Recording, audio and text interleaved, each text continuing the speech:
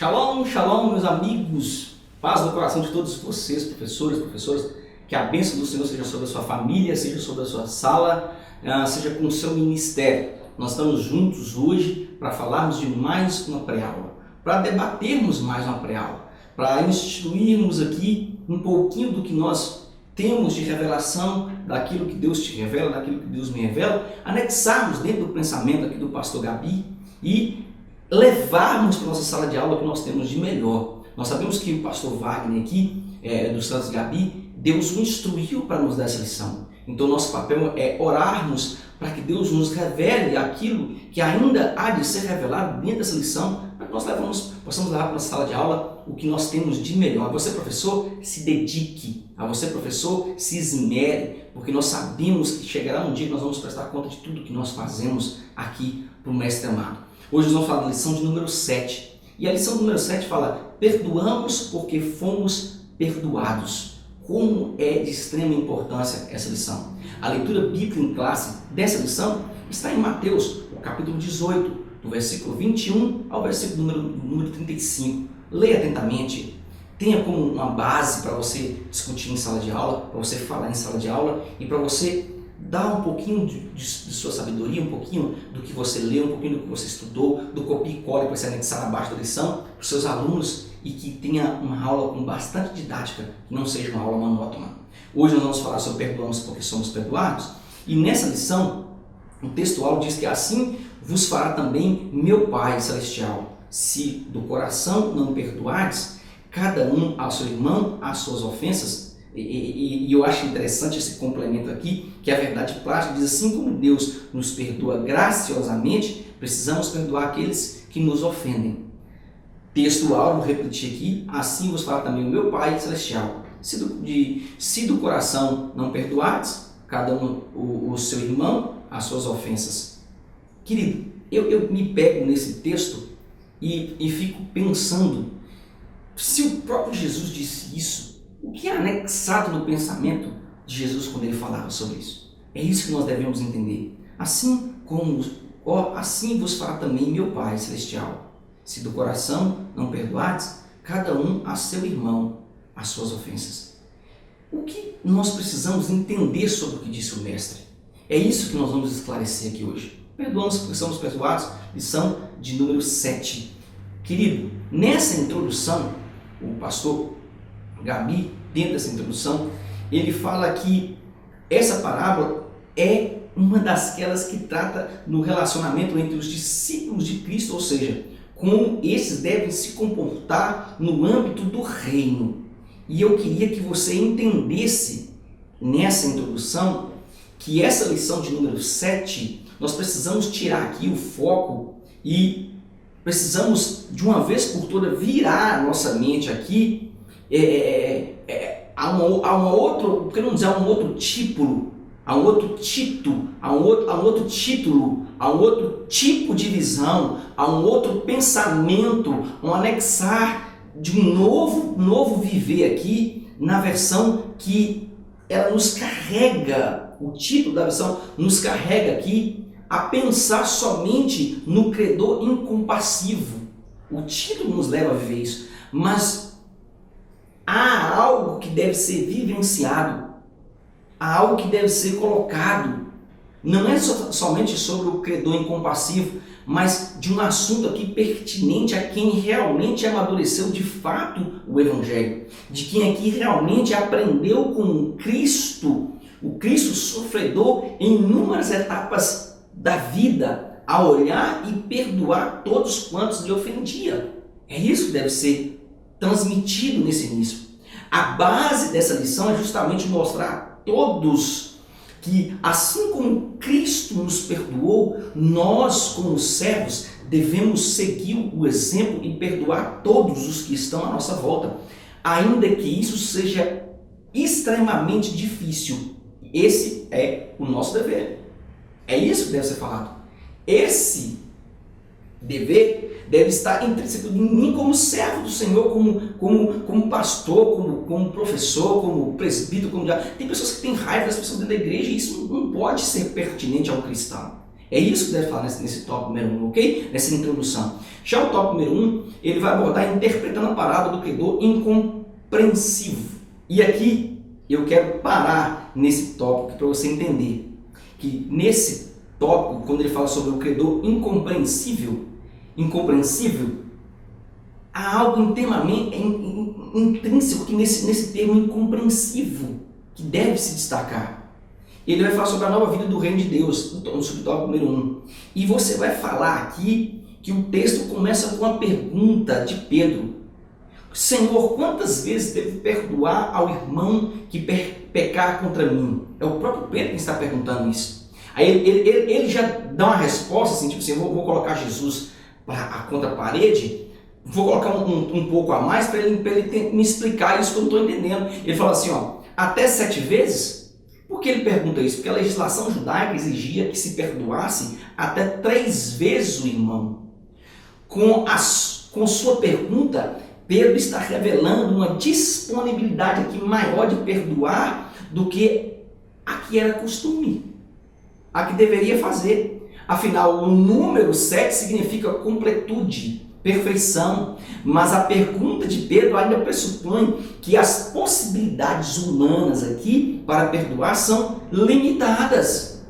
Ele coloca um limite. Olha, a legislação diz que é 3, você, eu posso perdoar até 7? Aquela pergunta de menino? Então é essa pergunta. Jesus responde, não te digo que até 7, mas até 70 vezes 7. Isso aqui é interessante, o ensinamento do mestre a todos nesse início é exatamente a priori de tudo o que eles já haviam escutado por ele em outras parábolas. É isso que Jesus está falando. O perdão seria aqui o ponto crucial de quem realmente ouviu e agora colocaria em prática aqui as demais parábolas. Quais eram as palavras? De crescimento, de persistência, de fé, de sinceridade e de arrependimento, que foi a última lição que nós estudamos. Então agora era o fechamento, era a cereja do bolo. Eles deveriam perdoar, ainda que estivesse ofendido. Ok? Tópico número 2, vamos entender um pouquinho mais sobre isso aqui. Ele vai falar sobre perdão ilimitado. E dando continuidade aqui, você vai falar nesse tópico número 2 que através da parábola que nós estamos estudando aqui, que segue, Jesus desafia os discípulos aqui e os discípulos que estavam ao seu redor a sempre terem aqui essa disposição de abertura para o perdão. Nós podemos dividir essa parábola aqui em 3 cenas. Então raciocine comigo, pense comigo. A primeira, a dívida e o perdão são imensos. Mateus 18, versículo 23 a 27. Depois, a atitude mesquinha do empregado. Mateus 18, 28 e 31. Depois, a esperança dos sem esperanças. Tem pessoas que estão me ouvindo aí que vai fazer pregações sobre isso aqui. As três divisões dessa parábola. Mateus 18, versículo 32 e 35. Jesus se utilizará, nós chamamos aqui de hipérbole. O que é hipérbole? Hipérbole é exagero, figura de linguagem expressiva que enfatiza aqui, através do exagero, a significação linguística. Morrer de rir, morrer de chorar. Isso aqui é uma hipérbole, querido. Logo, o ensinamento do mestre era que o perdão deve ser infinito, mas com o coração disposto a realizá-lo sem o mandato da lei. É isso que Jesus estava falando.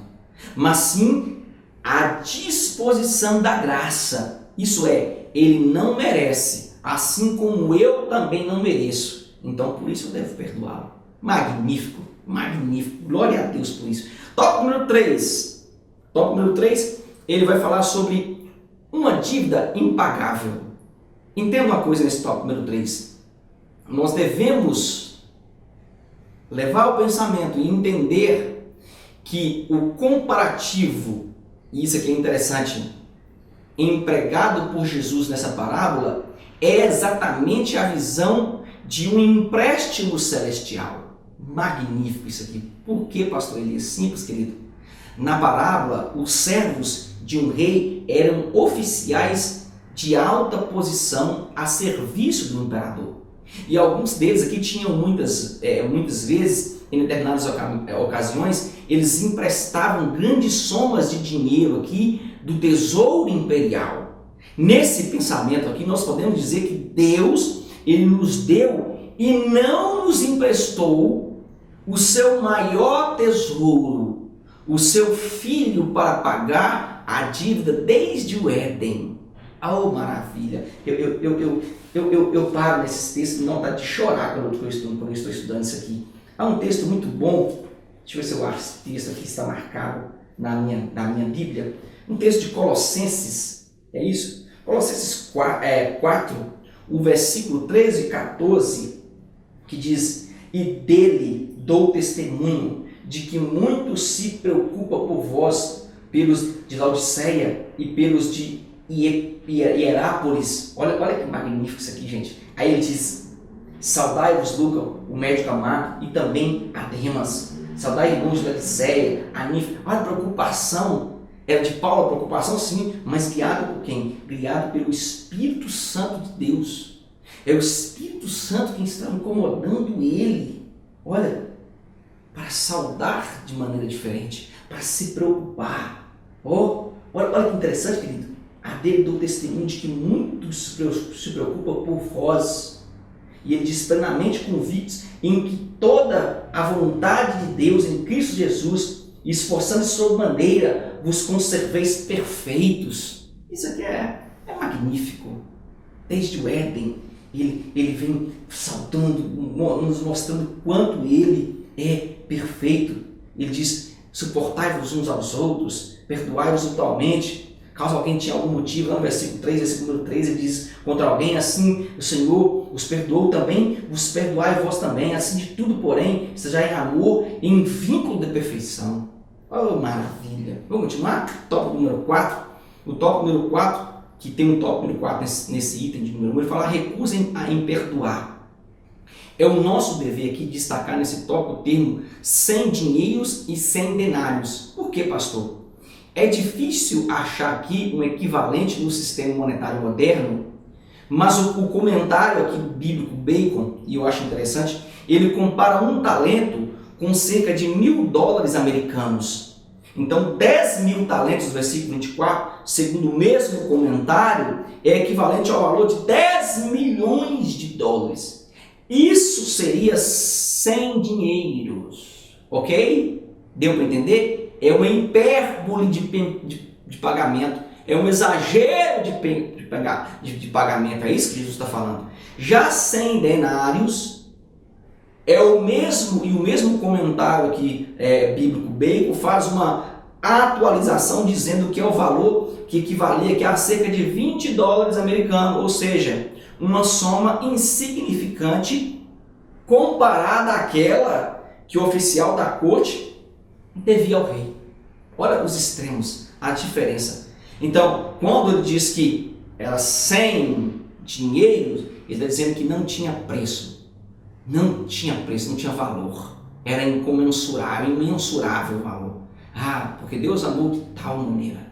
Esse tal nós não podemos expressar. Marcou a geração X. Tópico número 2, assim, em Cristo, Deus pagou as nossas dívidas. É uma continuidade aqui dos temas, como nós vamos vendo, um vai anexando o pensamento ao outro. O subtópico diz: nossa dívida é impagável. Nesse tópico você vai falar que por que sempre falamos que a dívida que temos era impagável. Por que sempre falamos, querido? Exatamente porque não era qualquer um que poderia pagar essa dívida. Ela custava sangue, mas não era qualquer sangue.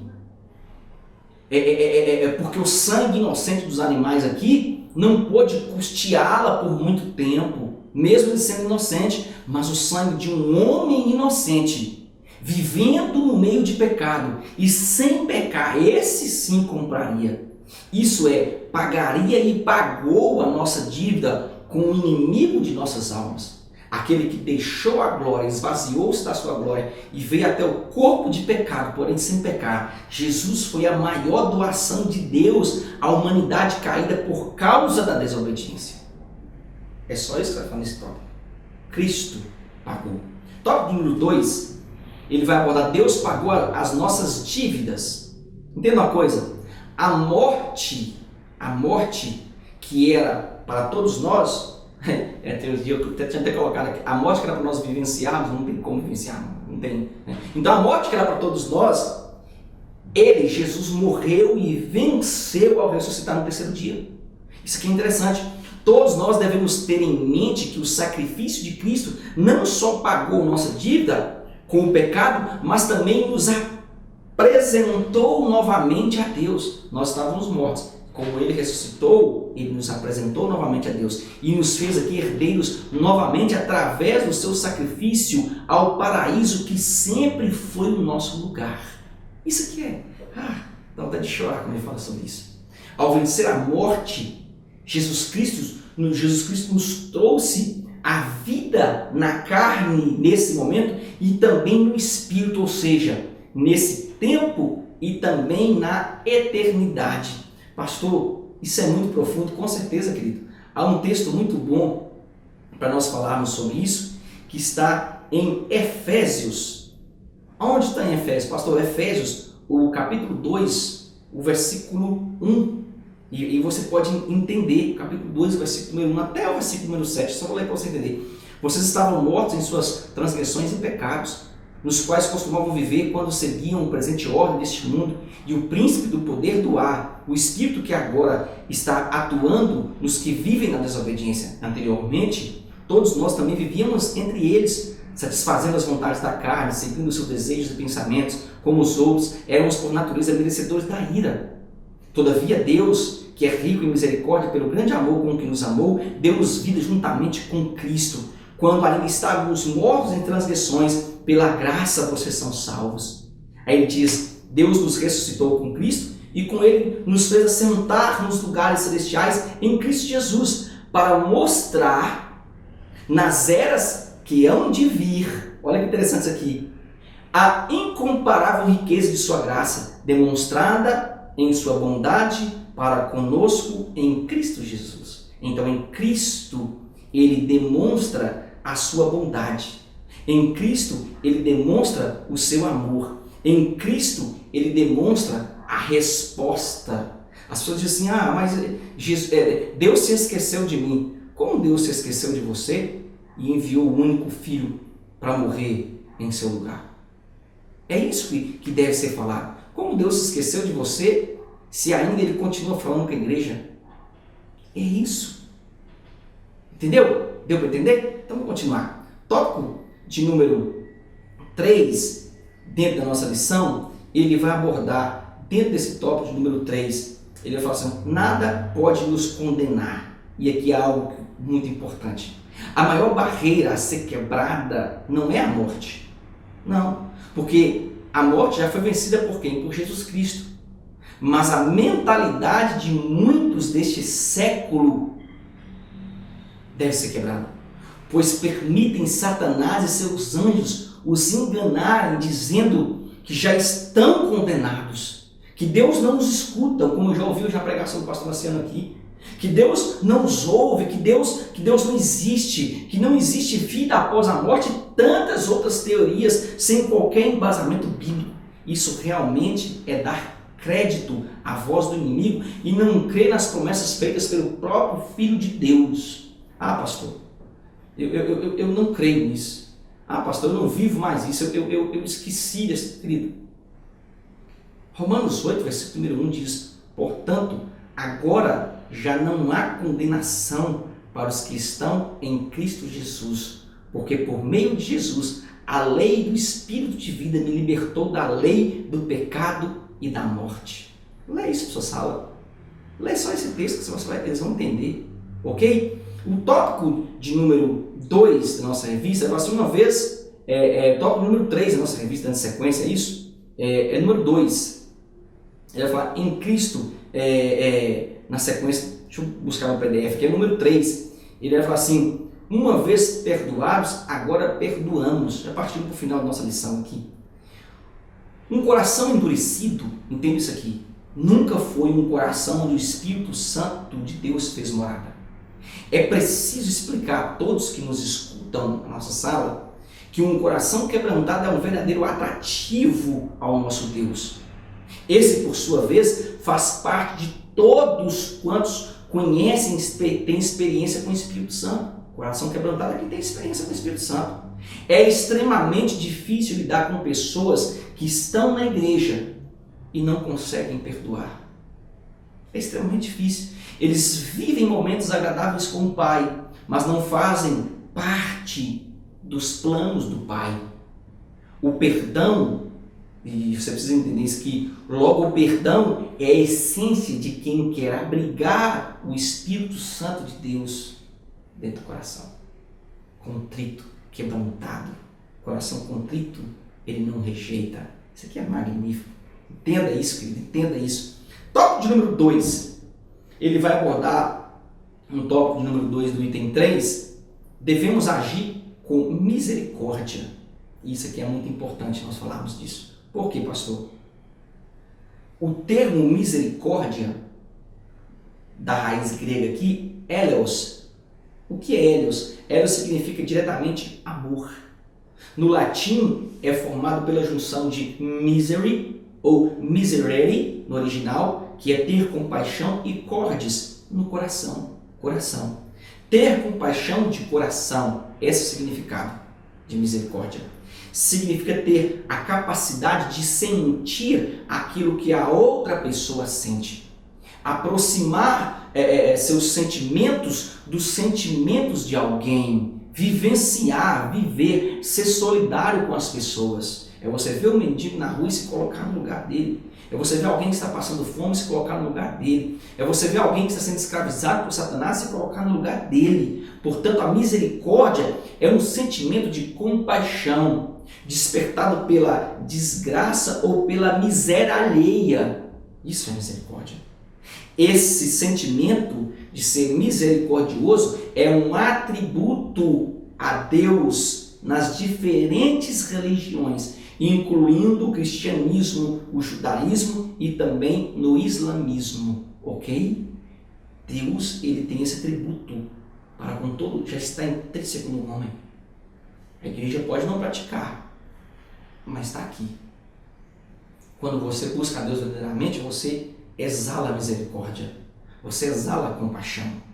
Partindo para o final da nossa lição aqui, chegando ao final da nossa lição, ele vai falar sobre devemos dar o presente que recebemos. Querido, presentear é uma coisa tão boa. Dar o que recebemos é justamente mostrar o amor de Deus estampado no homem que foi manchado, estampado no homem que foi condenado, estampado no homem que foi prejudicado, mas no homem que não foi morto pelo pecado. O pecado não matou o homem, separou o homem de Deus, mas não matou o homem, não deixou o homem inerte. Não. O homem ainda continuou escolhendo. Ele continuou tendo livre-arbítrio. Entenda isso. O homem não foi morto pelo pecado, ele apenas separou. Morto espiritual, mas carnalmente continuava tendo vida. Então, é tapar aqui a brecha que todos os dias é aberta pelo inimigo. Quando eu dou amor, eu tampo as brechas que o inimigo tenta criar em minha vida. É perdoar, ainda que não tenhamos a capacidade de falar. No mundo espiritual eu libero perdão. Ainda que eu não consiga falar, eu libero perdão em nome de Jesus. Eu libero perdão em nome de Jesus. Você começa a trabalhar no espiritual. É enxergar aqui o agir de Deus e não o nosso, todos os dias de nossas vidas. É você enxergar o agir de Deus. Deste modo, a misericórdia que nós falamos aqui se contrapõe aqui, em certo sentido, à justiça divina. Por que, pastor Elias? Porque a justiça ela se revela em muitos casos, não só no mais potente, mas também a mais profunda existência do acontecido. No Antigo Testamento se ensina que, embora a justiça do homem seja a autêntica virtude e em Deus significa a perfeição transcendente, contudo, o amor é maior do que a mesma justiça. Deus é justo? É. Deus quer matar o pecador? Quer. Mas a demonstração de amor que você tem é ao mesmo tempo a demonstração de amor de Deus. E esse amor transcende. É isso que eu estou querendo transmitir para você. É o maior no sentimento de que relativamente a ela, primário e fundamental. Então quando eu pratico amor, eu estou indo no primórdio de Deus. Lá no início, lá no Éden, quando ele criou o homem. E não na justiça após a queda. Isso é magnífico, querido. Isso é magnífico. Quantas pessoas estão matando pessoas dentro da igreja, disciplinando e matando. Mas o amor transcende. O amor veio primeiro, porque pelo amor ele criou o homem. E pelo amor ele já tinha um plano traçado para salvar o homem. Quem somos nós para condenar alguém? É isso que deve ficar claro nessa lição de número 7. É isso que deve transbordar na nossa sala de aula. Nós perdoamos porque fomos perdoados desde o início. Amém? Espero que essa aula seja bênção na sua vida. Se foi bênção, compartilhe com outra pessoa. Torne visível a todos a salvação. E você pode fazer isso. E Shalom e até a próxima aula. Grande beijo no coração.